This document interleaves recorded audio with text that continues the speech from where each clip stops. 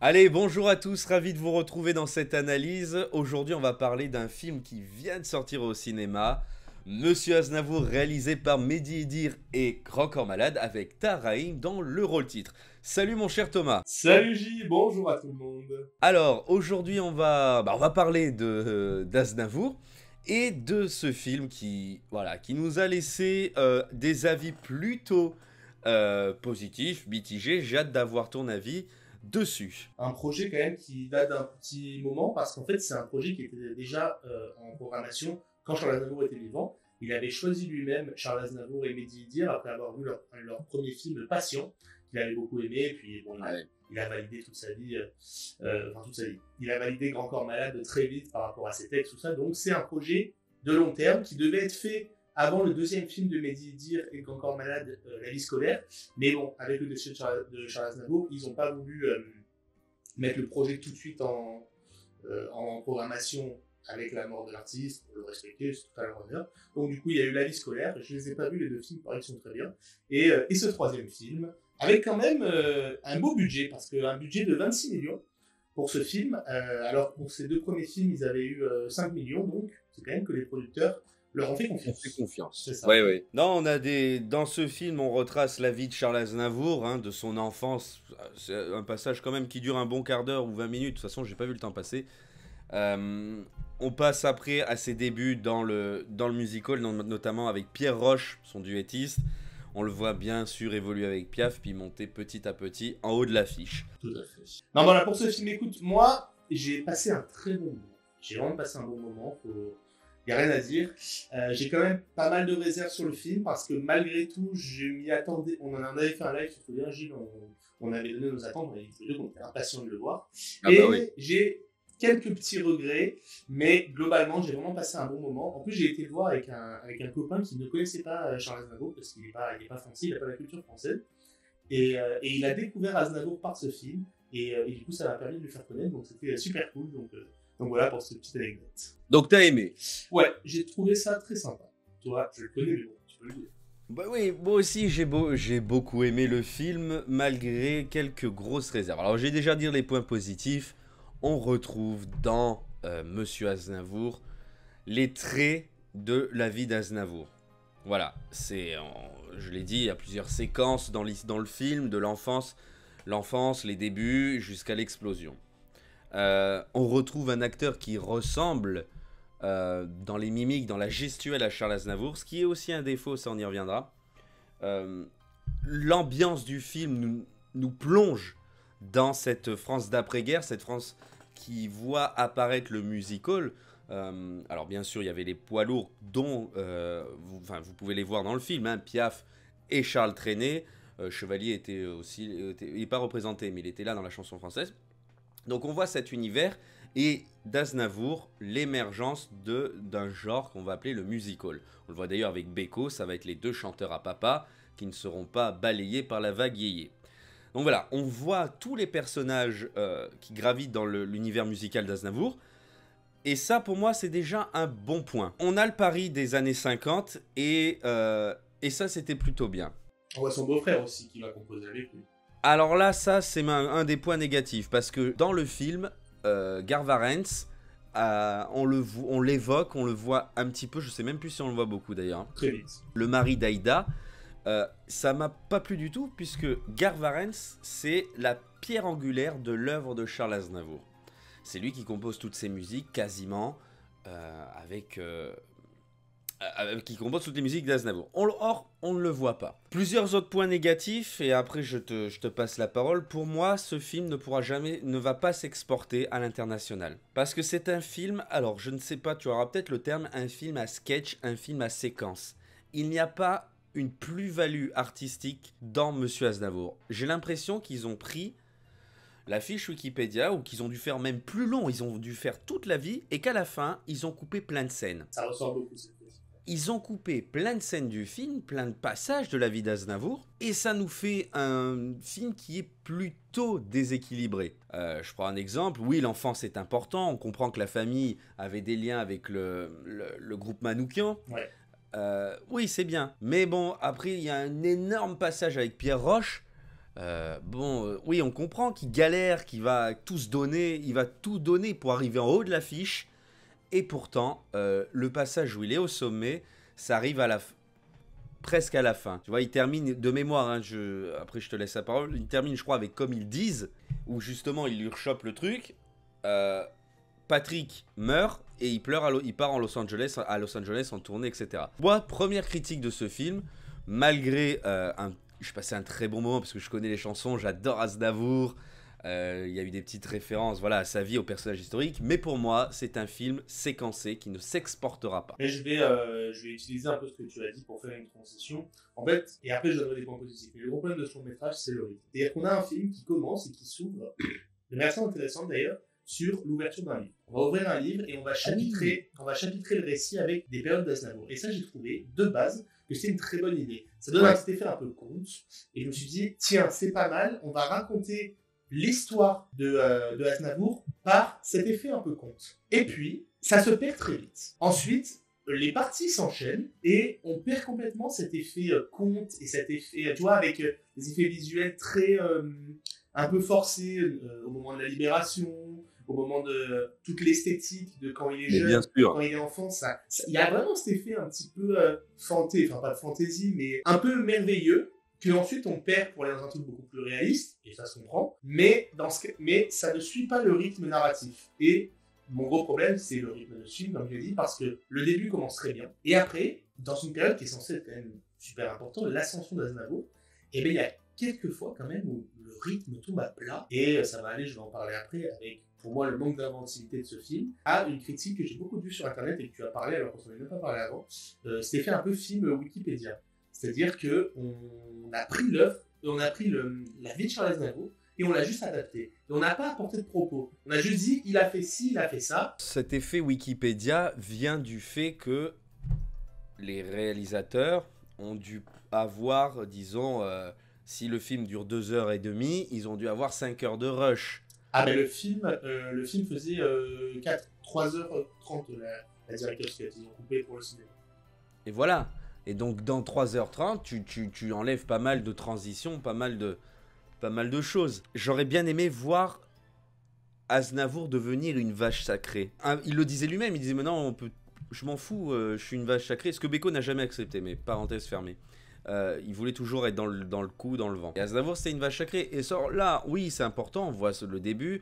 Mais écoute, passer 1 heure, je pense que ça a bien duré 1 heure avec Pierre Roche. Hein. Ouais, alors après, pour le coup, je trouve que peut-être au niveau de la cohérence avec sa vie, peut-être que c'est trop long, ça je sais pas, tu connais mieux que moi. Par contre, au niveau du rythme et des idées de mise en scène, c'est certainement les meilleurs moments, tu vois. Je trouve que ça fait presque un peu ce côté un peu buddy movie, le mec riche qui veut tout dépenser, le mec pauvre qui veut garder des sous, tu vois, quand il lui dit allez viens, on va faire la fête pendant 1 semaine, on va au resto tous les soirs. Et non, on va garder, on va pérenniser. La partie, je pense que ils auraient clairement pu enlever la partie au Québec. Parce que regarde, quand Aznavour et Roche partent rejoindre Piaf, et qu'ils partent à Montréal, bon ben voilà, c'est fait. Est-ce qu'il fallait faire autant de choses quand la scène, tiens, je te parle, il y a 3 scènes pour moi qui me viennent en mémoire, qui ne servent plus à rien. La scène quand ils sont dans le cabaret du mec à Montréal. Tu m'expliques l'intérêt? Aucun. Alors, je vais t'en apporter. Quand il lui dit ouais, il faut changer ci, il faut changer ça, c'est le moment pour le coup où Aznavour s'affirme le plus, où on commence à se dire tiens, il a la main mise sur son show. Pour moi, c'était. Pour moi, c'est trop. Surtout que tout ça pour nous dire quoi? Qu'ils vont se séparer, on le sait. Enfin, alors, les gens parlent de Wikipédia, mais on le sait qu'il va pas durer avec Pierre Roche parce que lui, il sait plus au Canada. D'ailleurs, si le duo vous plaît, il y a une émission de Lina, je sais plus la date, je crois que c'est dans les années 70, où Pierre Roche revient jouer avec Charles Aznavour. Il le sait, on le sait. Donc pour moi, ça ne servait à rien de passer autant de temps sur le Canada, le Québec. La séparation avec Piaf, pourquoi pas. Deuxième scène pour moi qui n'a servi à rien, c'est le film qu'il a tourné. On le voit, on le voit acteur. Ah, dans Tirez pas le pianiste de Truffaut. Voilà. Pour moi, ça ne sert à rien. Ouais, ça c'est un peu le défilé des stars. Hein. En vrai, même la scène avec Johnny Hallyday, ça sert à rien. C'est peut-être pas objectif. C'est un peu le défilé des stars. Hein. Le défilé des stars. Et troisième scène, après, fais-moi penser à revenir sur Beko. Troisième scène qui, pour moi, n'a aucun sens. c'est la scène du défilé sur le 14 la Libération. Dans un film à 26 millions d'euros, faire une scène où il y a des chars dans Paris, t'imagines le budget? Pourquoi? Pour rien du tout. On parle d'incohérence, mais est-ce que vous, chers auditeurs, vous avez vu la plus grosse incohérence, moi, qui m'a sauté aux yeux? N'importe qui peut savoir ça.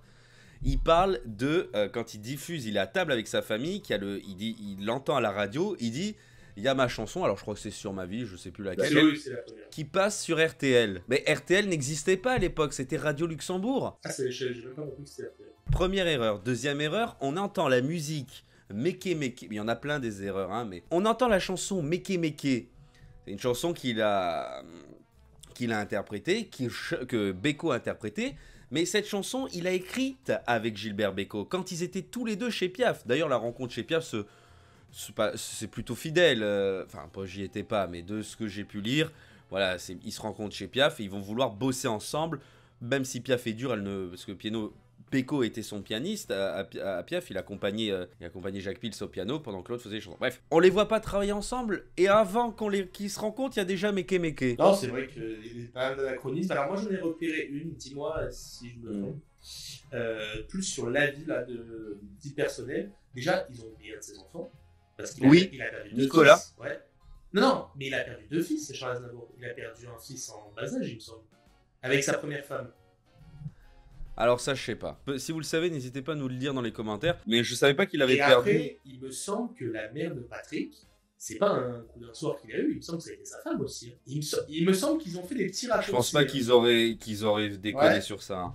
Alors peut-être je dis une bêtise, dites-moi dans les commentaires si je me trompe, mais il me semblait quand même que ça m'a fait un peu bizarre quand j'ai lu. Pour moi, le seul caméo, pour moi le seul dans le défilé des stars qui a une grosse importance dans les Piaf évidemment, pour moi c'est la présence rapide de Frank Sinatra, parce qu'en fait il y a un paiement, c'est-à-dire qu'il lui dit quand je reviendrai, je serai payé autant que toi, et quand il revient beaucoup plus tard, il sera payé autant que lui. Sinon les autres pour moi c'est juste, que ce soit Beko, Truffaut, Johnny, et pourtant je suis trop content de les voir, et tous les acteurs sont bien choisis, franchement. Beko, Traîné. Ouais, mais Traîné lui aussi, il revient à la fin, tu vois. Mais ça, j'ai trouvé que c'était D'ailleurs, Beko est super bien choisi, j'ai été bluffé. Et Johnny aussi, tu as vu le regard du gars? Ouais, vraiment. Et bon, on parlait évidemment de Taharaim après, ça c'est dans les points positifs. Et dans les points négatifs aussi. Tiens, je vais en rajouter. Ok. Mais t'es pas le seul. Parce que du coup, avant cette émission, j'ai un peu regardé des différents avis, parce que j'aime bien connaître les avis des gens. Et t'es pas le seul à avoir apporté une nuance. Mais on va en parler justement. Vas-y. Allons-y, Taharaim. Magnifique. La voix, alors là je vais quand même être un peu positif. La voix était ressemblante. Les chansons, le chant était ressemblant. Ils ont bidouillé les aigus, hein, mais c'était ressemblant. Par contre, énorme point négatif, j'en avais pas marre, j'exagère, attention. Hein. De toute façon, j'ai adoré ce film. Mais il faisait trop Aznavour. J'en avais marre. Qu'il était toujours comme ça quand il rigole, tu vois. Alors là, ça fait à moitié Sarko, mais quand il rigole, il parlait toujours la bouche de travers. Voilà, tu vois, il était pour moi, quand il rigole, quand il parle, quand il s'exprime, il était pour moi trop Aznavour. Ouais. Après, non, il aurait pu le faire comme ça, tu sais, comme ils font les imitateurs, là. Oui. Non, mais la bouche de travers, ça m'a... Bon, voilà, même s'il est ressemblant dans les mimiques et quand il se... Il y a des moments où j'ai plus peur. Il y a un moment donné moi aussi. où il se retourne je l'ai noté, où il se retourne, ça va m'en venir, il y a un moment donné où voilà, le plan juste après l'émission américaine dans la voiture, il se retourne vers la caméra, j'ai eu un bug, j'ai dit non mais attends, il y a de l'IA là, c'est pas possible, même des fois la voix, je me suis dit putain mais il y a peut-être un peu d'IA, en vrai, il faudrait chercher, hein, mais il y a des moments j'ai trouvé ça dingue. Mais quand il se retourne aussi sur Je me voyais déjà, bon là c'est dans la gestuelle, tu sais, qu'il se retourne, qu'il se met comme ça et pop, les bras. Mais du coup, pour aller un peu dans ce que tu dis, je comprends ce que tu veux dire. Pour moi, c'est pas. Pour moi, c'est un point positif dans le sens où on sent le vrai travail qui a été fait sur le fait d'habiter un personnage. Il l'a travaillé pendant des mois, il l'a vraiment incarné. Maintenant, je suis d'accord avec toi sur toute la partie où il a du succès. Toute la partie où il a du succès, on oublie le jeu d'acteur et en fait on a l'impression de voir Charles Aznavour. Donc c'est à la fois un point positif et un point négatif. Par contre, toute la partie avant, où il n'a pas de succès, où il est en train de se chercher, moi pour le coup je connais peut-être moins Aznavour que toi sur son époque avant le succès, Et là, je l'ai trouvé encore plus brillant, tu vois. Où là, j'ai vraiment vu, ça, il y a Tahar qui amène de la nuance dans le jeu, qui est habile dans son côté petit gars pauvre qui veut grandir, mais en même temps, dès qu'il a un peu de réussite, il est affamé, il peut être franchement un connard par instant, mais franchement, des fois, Aznavour, c'est vraiment un connard dans ce film. Mais c'est bien, ça montre qu'il est humain. Dans super. Quel passage? Bah, avec ses femmes, tu sens que vraiment c'est lui, c'est sa carrière. Et je pense que les gens de notre génération, peut-être les gens de notre génération n'avaient pas cette image. Mais pour nous, c'était un peu, peut-être pas toi parce que tu connais vraiment ce sujet, mais nous, pour nous, c'était un papy Aznavour qui écrivait, qui divinant bien, qui était vraiment une de nos stars. Et de le voir là, aller avec plusieurs femmes et tout, on se dit, oh, mais je trouve que c'est bien. Ça apporte de la nuance dans qui il est, ça le désacralise, j'ai trouvé ça génial. Deux choses. La première, avec Claude François, ils ont fait pareil. C'est-à-dire que quand dans le film Clo-Clo en 2012, il me semble, oui, c'est de 2011-2012, on le voit qu'il veut réussir. Quand il s'appelle encore Coco, son nom de scène, il est violent avec Jeannette. Ou la cote, elle est sortie avec Beko. Oh là là, mais disons ce soir les noms. Bouge pas. On voit qu'il a une envie de réussir, il peut pas faire autrement. Et ça, c'était bien. Jeannette ou la cote, voilà. Oui, mais Claude François, c'est très dans l'inconscient collectif des gens. Voilà. C'est parce qu'on a dit des saloperies aussi beaucoup sur Claude François. Oui, certainement. Et Aznavour aussi. Mais Aznavour, c'est aussi connu, cette volonté de percer. Quand il chante ce fameux Je me voyais déjà, pour moi, ça aussi, moi j'aime bien cette chanson. Enfin, j'adore pas, je l'aime bien. Mais quand il dit Je me voyais déjà, là, il chante la chanson en entier. Je vais rembrayer sur cette scène parce que pour moi, elle a un énorme problème. Là, on a un énorme problème de mise en scène. Cette séquence, qui dure à peu près 5 minutes, entière sur Je me voyais déjà, cette séquence a été tournée entièrement à la grue. Et c'est un immense plan séquence qui est techniquement très impressionnant, et qui va dans tous les sens, qui revient derrière, qui retourne dans les coulisses, qui fait des plans sur le public. Techniquement, c'est très intéressant. Mais alors, je trouve qu'on en a perdu en intérêt. C'est-à-dire qu'on a fait que tourner autour de Aznavour, aller dans le public qui réagissait à peine. C'était voulu qu'il réagissait à peine pour faire le climax de finalement, quand il ouvre le rideau pour bien saluer, ils applaudissent. Ok, mais pendant 5 minutes, j'ai dit putain, mais quel manque de rythme, mais quel manque de vie. Faire du plan séquence, faire de la grue juste pour faire un truc technique. Regardez, on a 26 millions, on sait faire ça, mais pas contre l'intérêt que tu portes à une scène. Parce que là, j'étais devant une scène en train de me dire waouh, c'est super bien fait, mais je m'emmerde. Enfin, tu vois, je m'emmerde, je ressens rien. Et en plus, moi, la chanson, je me voyais déjà. Là, elle est vue comme un point de bascule. Alors, dis-moi si tu es d'accord avec moi. Elle est très pleine de sarcasme, cette chanson, pleine de. Il se fout, il est dans l'autodérision complètement. Et il n'est pas en mode. Il raconte pas sa vie dans cette chanson, Charles Aznavour, pour moi. Il parle d'un homme qui est. Complètement hors sol, qui comprend pas que les autres ne l'aiment pas. Il est plein de. Il est plein de second degré dans cette chanson, tu vois. Enfin, de ma perception. Alors, oui, c'est non autobiographique. Pour moi, je pense quand même que ça l'est, mais il a toujours dit que c'était non autobiographique.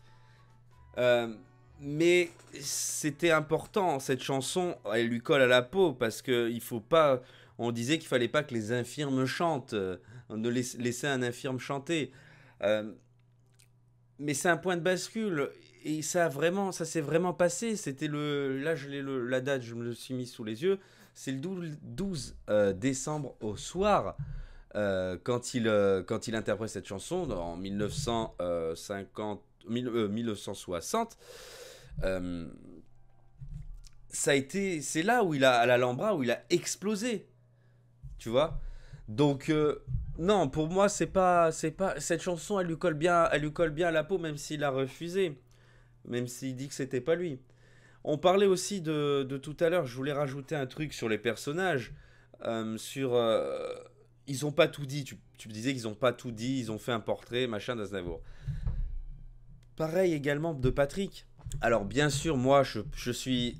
Là je me fais l'avocat du diable parce que je suis d'accord avec le fait de cacher les choses dans la vie d'un artiste, parce que j'aime bien avoir... voilà, c'est mon choix. Vu que je connais l'histoire, ça me gêne pas. Mais là, Patrick, ils n'ont pas dit de quoi il est mort. On dirait qu'il était gaga ou... Oui, qui vient, il dit rien à son père. Voilà, on le voit trembler, je t'achète tout ce que tu veux. Mais pourtant, il est décédé d'une drogue très connue à l'époque, dont j'ai oublié le nom, et ça, on ne le dit pas. Alors, je te fais exprès, je me mets dans ta peau, entre guillemets, puisque tu dis toujours, oui, ça m'emmerde. Dans Bohemian Rhapsody, ils avaient tout dit, ou je sais plus, Rocketman.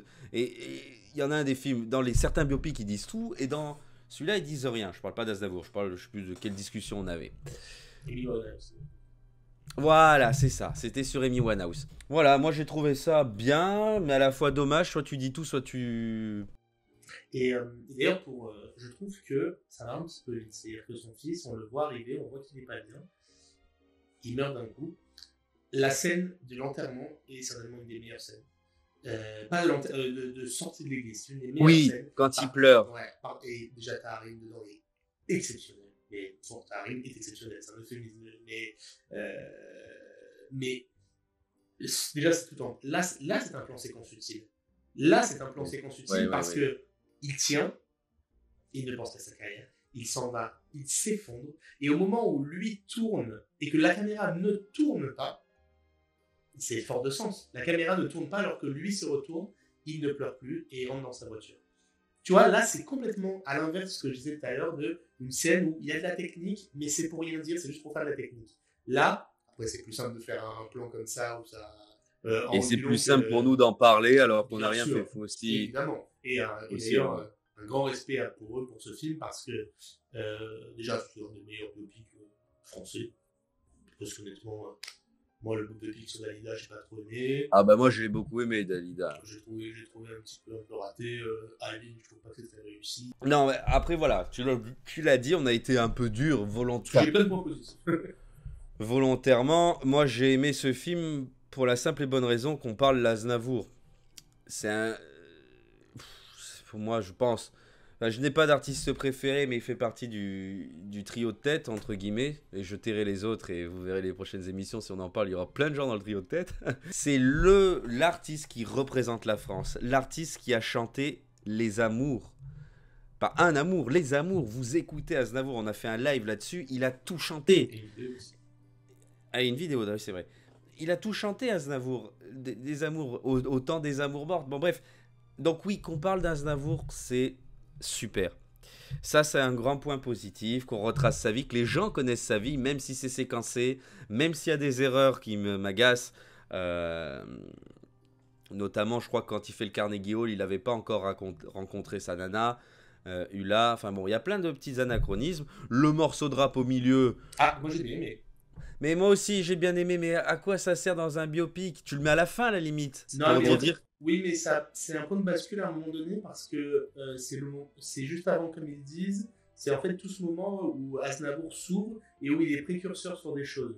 Bon, précurseur, son rapport. D'ailleurs, la séquence sur comme ils disent, elle est très sympa. Mon Dieu, il est troublant de ressemblance. Oui, alors déjà ça, mais même pas que ça, la rencontre avec le jeune, enfin, je sais pas s'il est jeune, mais avec le gars du cabaret, tout ça, je trouve ça très réussi. Mais moi, je trouve que c'était à propos. En plus, j'adore ce morceau, donc c'est un sample d'Aznavour, donc je trouve que c'est très à propos. De quoi? Et pourtant? Non, parce que tu crois. Non, oui, c'est ça, le morceau de rap, qui est samplé de Parce que tu crois. Pam, pam, pam, pam. Ouais, c'est parce que tu vois. Et, donc, oui, point positif, vas-y. Oui, bon, du coup, pour moi, je Aznavour, c'est certainement le plus grand artiste de la musique française, masculin. Et du coup, je fais un petit passerelle avec certainement la féminine, à savoir Edith Piaf. Je l'ai trouvé formidable. L'actrice, je l'ai trouvé formidable. C'est pas évident de passer après Marion Cotillard, qui avait vraiment ébloui avec La Môme. Et ça, c'est un biopic réussi. Mais je l'ai trouvé... ça m'a fait un peu penser un peu à comme la représentation d'Edith Piaf dans Edith et Marcel, de Lelouch, c'est-à-dire très franchouillard et très... c'est presque un antagoniste dans ce film, à part après où elle vient lui faire un câlin. J'ai trouvé ça super. Il paraît qu'elle était vraiment comme ça. Ouais. Aznavour le disait c'est comme Dalida où on la voit toujours dépressive. Mais bon, restons sur Piaf. Il paraît qu'elle était très joyeuse. On voit ses problèmes d'alcool dans le film. Ouais, mais ils ont... Bon, en même temps, c'est pas un film sur Piaf. Mais ils en ont pas trop fait. Et puis l'opium, ils en ont pas parlé. On voit qu'elle faisait des soirées, mais on voit qu'elle est gouailleuse. Qu'elle est potache. Elle parle un peu vulgaire. Qu'elle est rentre dedans. Et Et non, pour moi, Piaf, t'as raison, c'est très bien réussi, et on montre enfin une Piaf joyeuse. Ouais, c'est ça. Et Marie-Julie Beau, qui l'interprète, est vraiment très fort. Et moi, j'ai une belle mention spéciale pour Bastien Bouillon, qui joue Pierre Roche, qui est une année formidable entre ça et le Comte de Monte Cristo, fait que des succès. Ah, et, c'est lui. Ouais, il joue l'un des trios de méchants, d'antagonistes. Et waouh, il est vraiment. En fait, c'est ça, il prend un personnage certainement un peu anecdotique de la vie de Charles Aznavour. Pas anecdotique parce qu'il a commencé avec, mais par rapport à l'immense carrière du monsieur derrière. Et il en fait vraiment un personnage. Moi, j'ai adoré toutes les scènes où il était là, tu vois. Quand il revient, où il se voit dans la loge à New York, j'ai trouvé que c'était super à propos. Un peu comme un Aznavour qui a tout réussi, alors que l'autre est, entre guillemets, qu'un petit pianiste de bar, il me semble. Et sauf qu'il lui dit oui, je vais très bien parce que je prends le petit-déj avec mon fils. Et juste après la scène où Aznavour dit Ah oui. Ah bah oui, je vais rester pour le petit-déj. Ah, et papa, tu vas ce soir? Ah bah non, ce soir, chérie, je travaille. C'est d'un sens. En fait, c'est un film qui est très inégal. Il y a des moments vraiment où je trouve il y a des moments très inutiles et des moments où toute l'histoire prend du sens. Et en fait, je suis assez partagé. J'ai passé un très bon moment, mais je ne peux pas dire que c'est un film qui m'a vraiment énormément plu parce qu'il y a j'ai trop de reproches à lui faire sur des trucs précis, tu vois. Et ouais, du coup, c'était pas mal. On a vu pas mal de moments où il était un petit peu directif, presque tyrannique. D'ailleurs, c'est très marrant parce que parce que tu crois quand ils sont dans la salle d'enregistrement, très beau plan d'ailleurs. Il y a beaucoup de très beaux plans, les décors sont super. Les costumes sont très bien. Mais j'ai l'impression qu'ils mettent de l'IA maintenant là-dedans. Écoute, moi je suis convaincu que c'est un film où il y a de l'IA. Parce que tu vois les traits, et puis ils sont parfaits. Ouais, mais peut-être que ça va sortir un moment, mais c'était vraiment, oui, c'était trop parfait. À part, juste avant qu'il se fasse refaire le nez, sa peau est très lisse quand même, pour le faire jeune. Mais d'ailleurs, je ne savais pas qu'il s'est fait faire le nez à ça. Ah bah oui, c'est Piaf qui lui a offert. Oui, on le voit dans le film. Parce qu'il avait un nez d'Arménien, un nez un peu bombu. Mais je l'ai découvert dans le film, tu vois. Ah, dis donc, faut qu'on se revoie plus souvent. Et j'ai bien aimé, tu vois, un autre point positif qui me vient en tête, parce que je l'ai Vas-y. J'ai pas mal aimé le montage qu'ils ont fait sur La Bohème. La Bohème, elle est très vite. J'ai dit, tiens, pourtant c'est sa plus grande chanson. Moi, j'ai versé ma larme. Hein. Mais ouais, et le montage qui est fait en parallèle entre sa vie amoureuse perso et son travail, c'était très bien rythmé, très bien réalisé. Pour ceux qui ont vu le film et pour ceux qui le verront, vous verrez sur le passage de La Bohème ce que je dis. J'ai trouvé sur ce montage alterné très intéressant. Point spécial, vous voyez, bon là, je le montre, hein, il y a un disque de La Bohème qu'on m'avait offert. Mon disque fétiche, même, j'aime beaucoup. Il y a eu un point, même s'ils se sont trompés, ils ont sorti un 33 tours avant, ils ont fait n'importe quoi sur ça. Un point positif, c'est qu'ils ont mis la tête de Tahar Rahim partout. Dans chaque œuvre que l'on connaît, que le public connaît. Moi, ce disque, je passe devant tous les jours.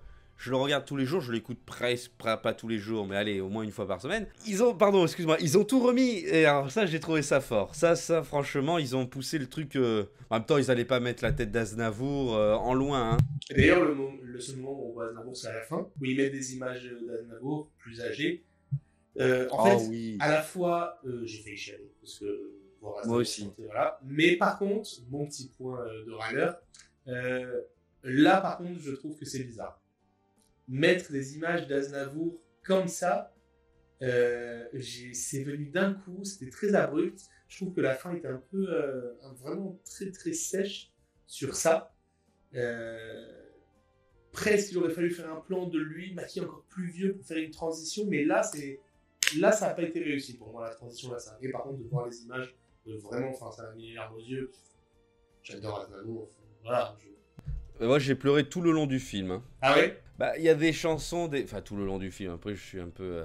Du Madeleine. Ouais, je suis bon public, mais. Ouais, j'ai vraiment. Non, mais sans être bon public, ce film est très bon. Il manque des choses. C'est un film, je suis très d'accord avec toi, c'est un film vraiment fait pour la France, qui ne marchera pas à l'étranger. Enfin, ça m'étonnerait. Par contre, je pense qu'il y a moyen qu'il y ait des prix. Déjà, t'as Harry, Oscar, le César du meilleur acteur. C'est bon, c'est fait, c'est rangé. Oui, je pense. Après, il y a aussi, n'oublie pas, il y a Artus. Hein. Ouais, mais Artus, il sera boudé par